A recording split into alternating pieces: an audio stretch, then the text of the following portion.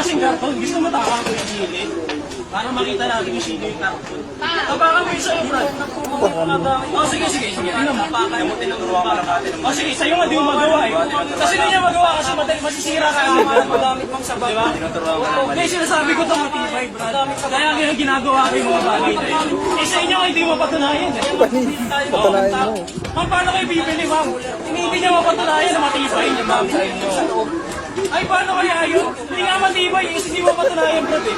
I-prove mo, Brad. Prove mo, Brad. Ito naman, nakabili na siya mo. Ulit-ulit sila ma'am, nakabili na nga. Kahit anong condition nila ma'am, gusto talaga ito ma'am eh. Pero sayang ang yung rito. Ayun, magkasal na rin ma'am ma'am.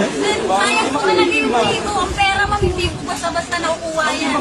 Sayang na. Kinanta mo.